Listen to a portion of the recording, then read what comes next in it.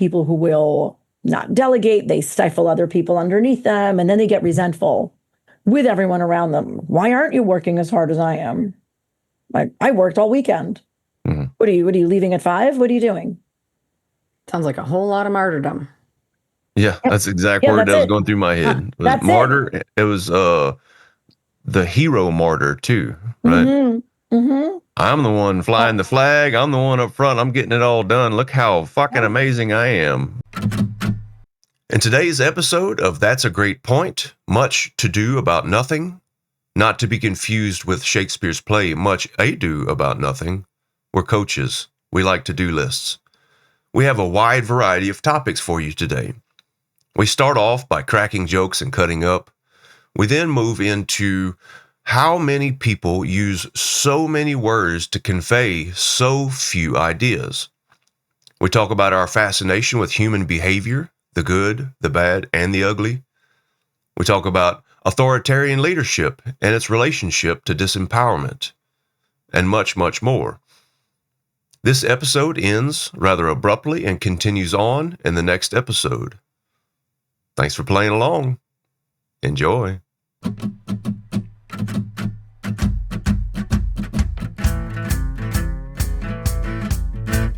Welcome to That's a Great Point, the attitude adjustment for your soul, where co-hosts Alina Doran, Michelle Albers, and Lee Smart discuss deep topics around a life well lived. Let's start the show. I'm trying to think of a name of an Eastern European dominatrix, but it's just like slipping my head right now. You can just call me Alina, Lee. Yeah, well, you got to make up a new name. You don't need to be. That's right. Love. Ooh. And chunks of undissolved nootropics like mushroom powder. Oh, it's got a little earthy flavor to it, huh? It's good stuff. It's like a little. Sometimes you like your coffee a little chunky. Never. Can you see it? Never. Yeah. Oh. I never like my coffee a little chunky. Creamy, yes. Chunky, no. Yep. Yeah.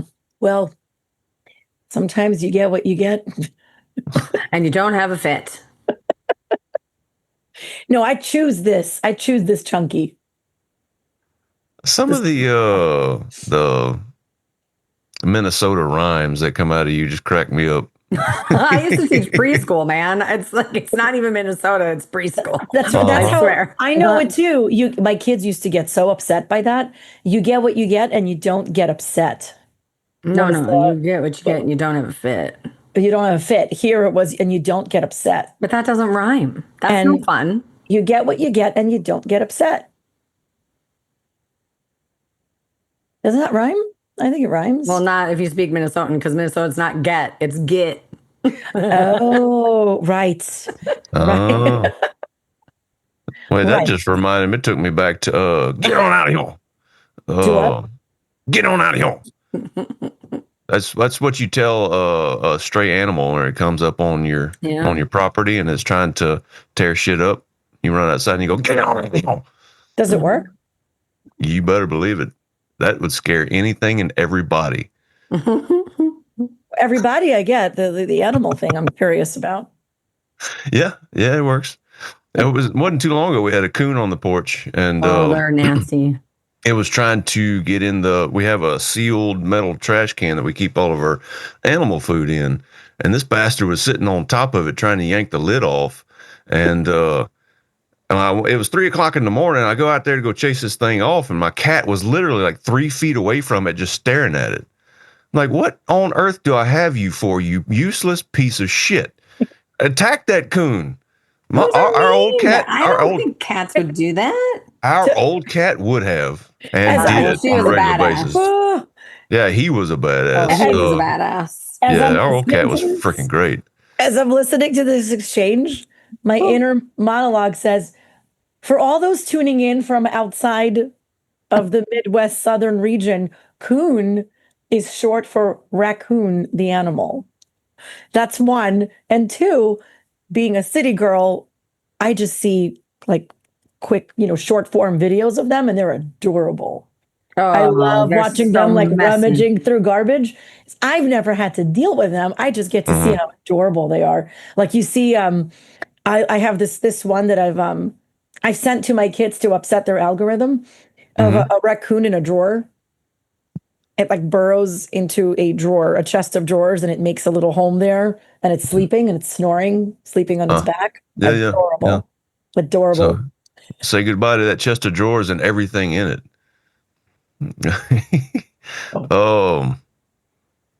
Yeah, so raccoons may look cute on video, but they're not half as cute as a sloth. You can't beat that grin. I'm going through an otter phase. They're playful. You need to play more. That's just spirit talking. Sorry. What? That's a spirit animal. Otter means playfulness. Play, have fun. They're so sweet. And capybaras. Capybaras are ridiculously cute. They're large. Their size kind of intimidates me. Like, what if they turn on me? Then they're big enough to do some damage. But otters are so sweet. And they make those human-like sounds when they want attention. So you just want to give them love. They just like play with me, love me, feed me. Yeah. Yeah, they like to do tricks too for food. It's always fun to watch them flip around in the water. Which ones? The otters. Otters. Yep.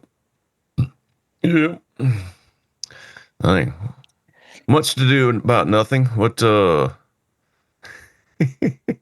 What's to do about? And I like that. I said, yeah, much to do about nothing. Yeah. I read something not too long ago. It was a quote by Mark Twain. And I don't remember the exact quote, but he was talking about this politician that got on stage, and he said, I've never seen a man that can use so many words to convey so few ideas. Oh, so good. So good. Yeah. That's like my peacock archetype, right? Like made me think of that. Like lots of like la la la la posturing and very little substance. You're like, what? What did you just say? Yep.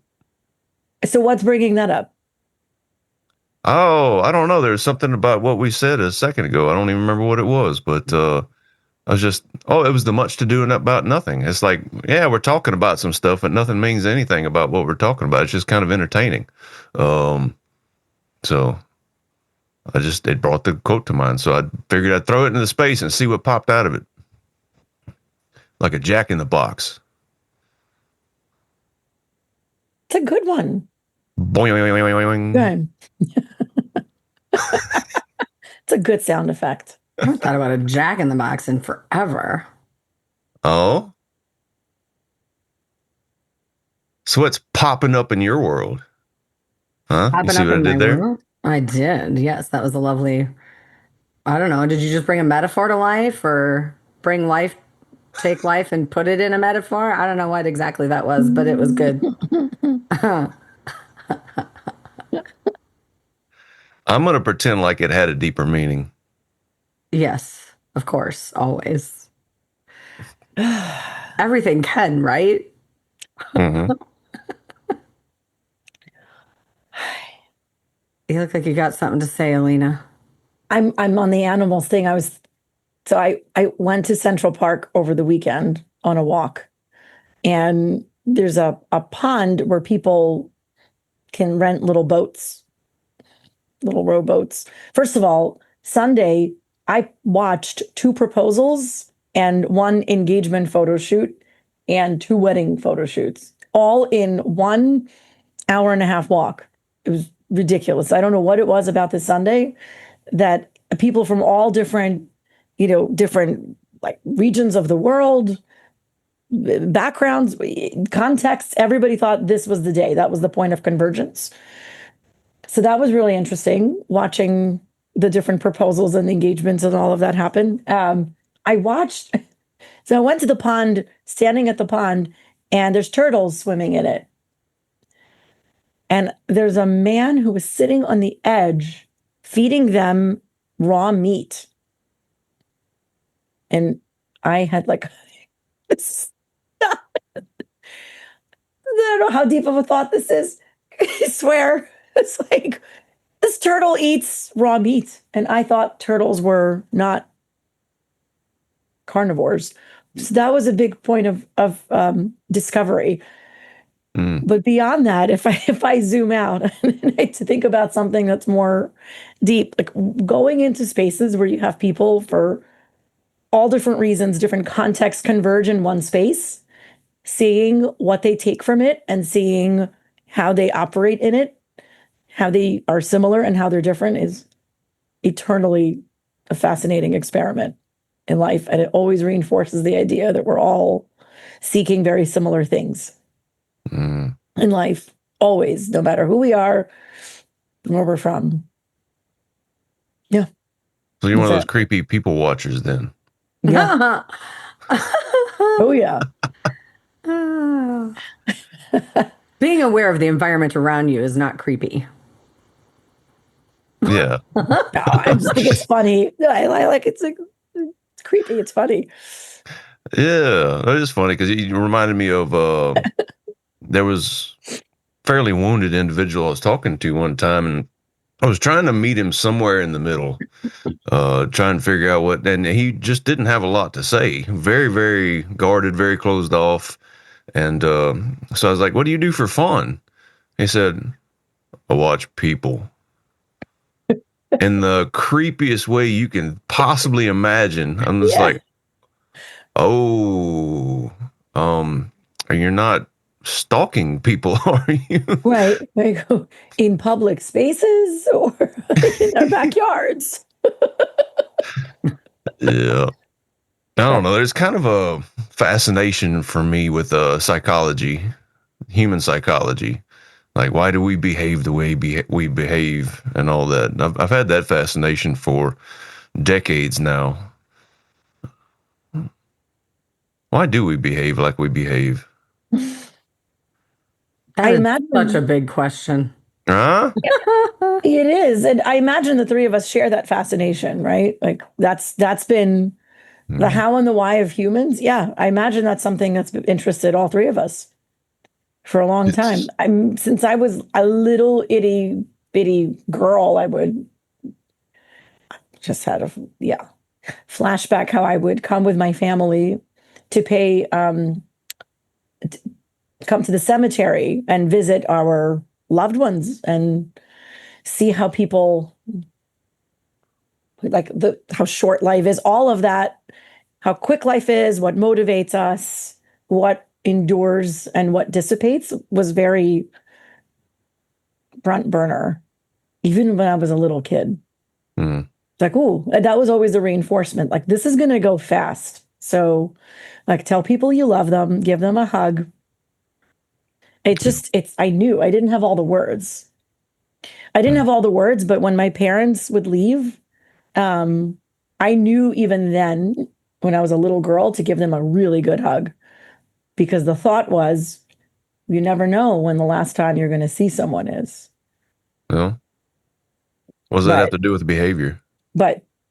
Well, when we think we're going to lose something, good question. When we think we're going to lose something, when we realize that it's not here forever, we don't take it for granted. That's one of the kind of motivations when scarcity, the idea that scarcity makes us behave in a different way. That's why scarcity can be like a tool to manipulate and a very effective one. You know, like this sale won't last forever. You know, buy now. You have 45 minutes to buy. You could use it to manipulate, or you could use it to accelerate. Well, you walk in such a fine line there too when we start to talk about I'm going to love my loved ones just because I'm afraid of losing them. I hate that perspective so much. Right? Yeah, it's like, are we living our life in fear basis? Or are we going to live our life because we actually have true gratitude and appreciation? It's like I'm afraid to lose them versus I really do love these people and I want to make sure that they know it. And there's a fine distinction there, but how we go about having our mindset be fear-based or gratitude-based can make a significant difference in how we lead our lives. Or guilt and shame-based. Yeah, there you go. Like that's where that takes me. That's why I hate it, right? Because it's just like, oh, if you don't do this, you'll regret it later. Guilt and shame, guilt and shame. Yeah. I like where you're going. How many cultures in this world operate on guilt, shame, and obligation? I was just thinking about I can't remember who said it, but someone was talking to me and talking about, traditions are just guilt guilt from dead people or something like that. Yeah, And yeah, it's like, yeah. oh my That's gosh. peer pressure It's like, from yeah, peer yeah. pressure from your ancestors. Well, peer pressure, and in my world, it's guilt. I think we were Yeah, talking right. about guilt at the time, and it's like I get some traditions actually have a lot of meaning to me, and they're in my heart, and it matters. And then others, I'm like, why am I doing this? This does not resonate. It doesn't feel true for me. What is the point? Oh, because I'm afraid I'm gonna dishonor or disappoint someone who's 6 feet under. Like that doesn't make sense. I don't get it. I don't know. You talk about behavior. It's like human nature, conditioning, programming, divine intervention, choices. Like it's so layered. Peer pressure, right? Like all of it. So many different ways. And it's always seeking to answer the same question, like, who am I? What do I want? Every single time, right? Who am I? What do I want? Who am I doing this for? I don't think a lot of people ask those questions. Like if more people would ask those questions, we'd have a whole lot better world available to us. Like Every the time. vast majority of people walk around on autopilot, just going about the motions. Or trying to fit in so that they're accepted and loved. Fear. Like, how am I supposed to show up in this room? Oh, okay, let me tuck into all the things that everyone in this room is going to want from me so that I can be liked. Yeah, let me get in the box. It's funny you say fit in and loved, and the first thing I thought about was recently I watched a video of this. It was a man sitting behind a woman on a bus. He opens up a knife, stood up, cut her neck. Why would he do something like that? Why would that be out of a need to be loved? Well, I would think that it's actually more of a need to finally take control and feel important. Yeah, I won't even touch that one. That's a psychological nightmare that I don't want to try. Yeah, well, that unpack. one literally made me sick to my stomach when I watched it. I can't touch that with a 10-foot pole, including how people sat and watched the victim in her final moments alone. Sad. Sad I the whole way through. I can't even. I won't. To have come from another country, she was a refugee from Ukraine. She sought peace, and this is where she found her ending. Yeah. So we're talking about people who are in choice, and we're talking about intentionality and injecting more of it. Yes, presuming. Well, I guess the whole point of me bringing that up was just because of how much our ego runs the show. Our ego wants to feel important, no matter how that happens, right? We get our sense of importance many times from just suffering. I've mentioned this a few times over the last few episodes, or doing things that can cause shock and awe, or just enough to disrupt the system. Or it's like I feel important because I sacrifice myself for others.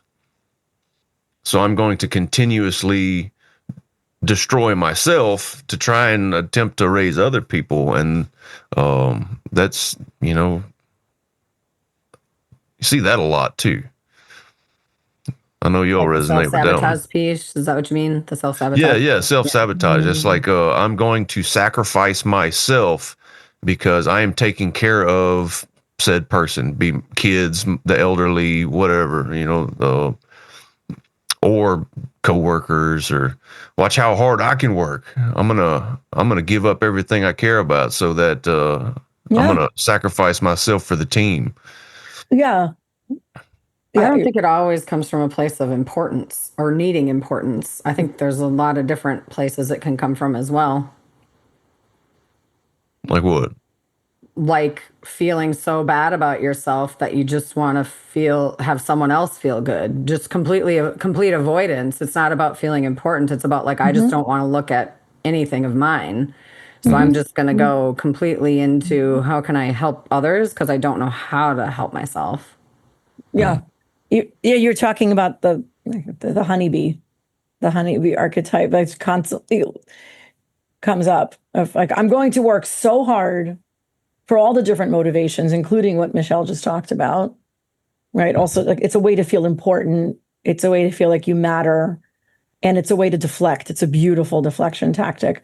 Like, I'm going to work so hard and then I'm going to get really resentful, right? The people who work that hard, sacrifice the weekends and holidays. It's like, don't you think I want to also?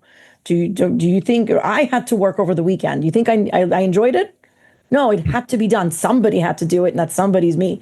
And at the end of those, I mean, this is exactly what we're dealing with. And some of the folks that we deal with who fall into that archetype is like people who will not delegate, they stifle other people underneath them, and then they get resentful with everyone around them. Why aren't you working as hard as I am? I worked all weekend.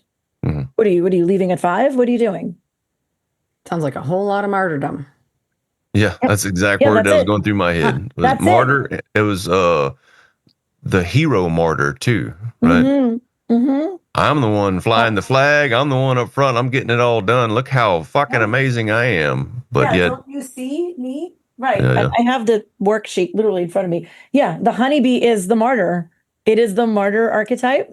They're here to save the world when the world does not need to be saved or want to be saved or ask to be saved. Like, you need this, trust me. Yeah. Let me just impose myself on you. Let me give you. It's amazing how being helpful can so easily turn into I'm a victim. I love that you said that. I love that you said that. I've been having a conversation with someone very close to me for a long time about what constitutes help. And I argue that help is, and there are exceptions to what I'm about to say,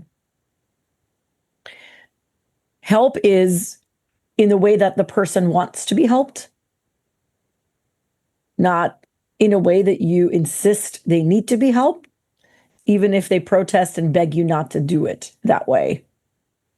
Like, that's not helping.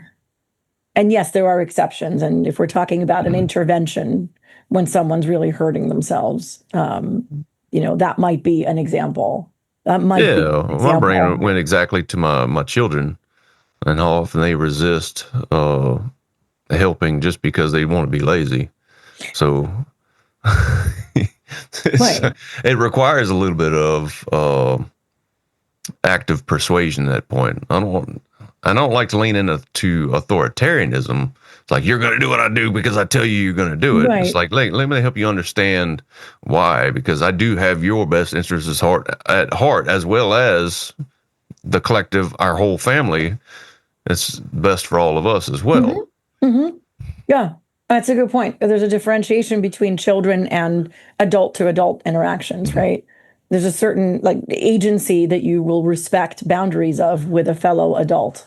That sometimes, it's a little bit of a different story with younger people, children specifically, who don't have certain life experiences. Yeah, well, the principles still hold true. If we really actually truly care for them, nice and kind aren't the same thing. Yeah. To be truly kind, sometimes you have to be not nice. Sure. As long as it starts from relationship, right? It starts from, I'm on your side. We are in a relationship together. And if you go up, I go up. Or if you improve, I improve, kind of deal. Like, we're in this together. It starts from that place. Right. If you're holding their agenda in mind, not just yours. Right. That's a key component. Buddy. Yeah, I don't think it has to be that different with kids, other than meeting them at their brain function processing level. I think healthy boundaries are healthy boundaries. There's always every, action has a reaction, so to speak. I prefer response because it's more mindful. But I just think healthy boundaries are healthy boundaries. If this, then that. Here's your choices. What you pick has consequences, good, bad, or indifferent. Yeah. Yeah. Right. And with children and with adults, I think, right, there's a difference deciphering between making a point that almost looks vengeful and punitive versus allowing natural consequences to take their course. So if you make this choice, this is what tends to follow. Mm-hmm. I'm not imposing it. It's just how life works, right? Like, so if you take shortcuts and half-ass and don't do your best for this upcoming test, chances are that you're going to feel bad and you're not going to have the grade that you want in the end. Not right. I don't make the rules. Chances are, if you don't wear a raincoat and it's raining, you're going to come to school soaked. Yeah. Yeah. And sit in your discomfort. I actually had a really good opportunity to practice this just the other day. So Tanya left with a friend of hers. They went to Colorado. So I'm all by my lonesome taking care of the kids. And I've mentioned that my kids are phenomenal. They're so easy, but it's because we've helped them to be independent. And Tanya is really, really nice in the morning. She'll wake one up at one time, another one up another time, and then later on, 15 minutes later, she'll wake up our son. Our son can get ready in 5 minutes, so he likes to sleep in, and she lets him. I was like, I ain't doing that. That's too much for me to keep track of. I'm not going to be the one responsible for getting you up. So I had this conversation with him. So if you have a specific time you want to get up, set yourself an alarm. We'll be leaving at this time. And sure enough, my girls are up before I am. Getting ready, getting dressed, eating breakfast. And then 20 minutes later, there walks out my son, rubbing the sleep out of his eyes, but he's ready to go. Like, I'm the one that hangs us up in the morning and makes us late, not my kids. They're ready to go. They're all sitting outside. They're sitting on the couch, reading their Kindles, ready to roll, waiting on me. That's awesome. Yeah. Oof, that's winning. Yep. I do that sometimes. That's right. How does it feel? How does that victory taste? Oh, hell. I it's good to be able to appreciate those things sometimes, because I know with the other struggles that being an adult brings with it, sometimes it's so easy to get stuck in, I'm going through this, and I'm really just having a hard time. And whenever you only focus on what's going wrong, that's all you see is what's going wrong. So take a split second to pay attention and be grateful for what actually is going right, then start to notice more that's going right. I told a friend of mine, he said, how you been? I said, you know what? I lead a really rich life, even though I'm poor. When your stories about your kids made me think about how relationships don't get won with force and power and hammers, right? Hammering down your authority. They get won by exactly what you're doing, designing it together, understanding their needs, understanding what they want, and helping them have agency. I love that you worked it out together. It wasn't, because you could have, as a father, said, this is what's up, that's it. Yeah. And instead, everybody got what they needed, and it all got done, and then you were the slowpoke. I actually had a conversation with Tanya recently. This is probably a phenomenal conversation for us to dive into. She felt like we weren't taking up our end of the responsibility for taking care of the kitchen, cleaning and doing dishes and all that stuff. And so I told her, I said, hey, we don't take responsibility for it because you do. You are always the one responsible for it. I can't tell you how many times I have thought in my brain, I need to go do the dishes, and I go and she is doing them or just did them. So why would I bother if they're already getting done before I go to do it, right? It's not because it's a lack of initiative. It's just because she has more emotional pain from dirty dishes than the rest of us do. So she hasn't communicated a vision with us of how she would like things done. She just goes to do it and then expects us to get it done. And then complains about us not getting it done, but they're already done. So it's like, okay, well, if you don't want to be as responsible for them, how do you turn some of that responsibility over? Mm-hmm. How do you communicate that vision with us for what you would like to see and how you would like it done? Because you can't expect us to know these things without communicating it. So where did you land? Was that her way of asking for help? Yes, that was her way of asking for help. And it was a pretty phenomenal opportunity popped up a couple of days later, in that my middle daughter loves to bake. And we've told her many, many times, we love for you to bake. Do not leave this kitchen a mess when you're done. And this was the third time she had baked some like cupcakes or something like that, and the kitchen was a wreck. I said, hey, guess what? You don't get to bake. And then I left for a little while and I had an idea. Oh, wait. Instead of removing privileges, how did I instead just add responsibility and make sure that we're on the same page? So I didn't take her baking privilege away. Instead, what I decided to do, I modified it into, you are now responsible for the kitchen.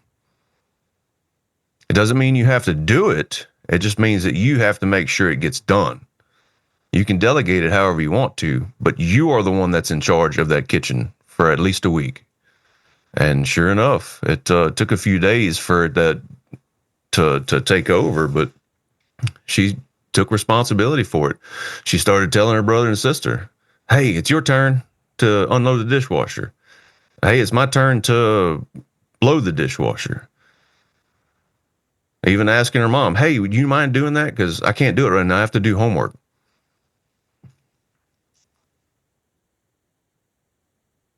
Love it. Wasn't punitive, right? Wasn't force. Right. It was trust. Like, I trust you to take care of this. Right. And it involves you managing yourself and your ego and your power, right? Mm-hmm. Where you kind of walked yourself back from, you're not, right, taking away from her what she loves to do, right? Her outlet. Yep. It's her creativity. Yep. She enjoys it. And instead of taking away her joy, mm-hmm. you walked yourself back, checked in with yourself. Yep. Yep. Yeah. And notice the habit was to take away first. Mm-hmm. That's what I was taught to do. That's the way I was raised. Take away, take away, take away. And doesn't work. And after, I was angry in the moment, decided and went right back to a reactive state. And mm-hmm. then after I backed up a little bit and I got to thinking about it, oh no, there's a better way to handle this.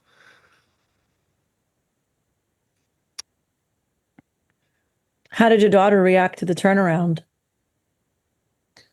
It was significantly more well received.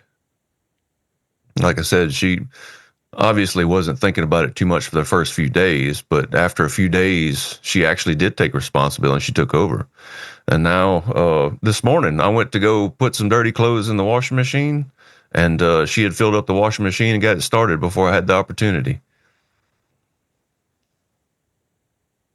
She's about to be 12 in a couple of weeks. Mm-hmm. And she's taking that kind of responsibility, not because she's forced to, because she wants to. The best. Right? It's the best. It's not fear-driven, right? It's her. Mm-hmm. She's connected in her own way. Yep. Beautiful. Michelle, you're making me nervous how quiet you are over there, Michelle. To get a 12-year-old to take initiative on a chore, right? Like, pretty good stuff right there. Yeah, well, I mean, Nothing to say of the other two. They're more difficult when it comes to that. So, they're all different. Sometimes it's an age thing, though, because that's your oldest, right? No. No, she's you're middle. Yeah, she's the middle.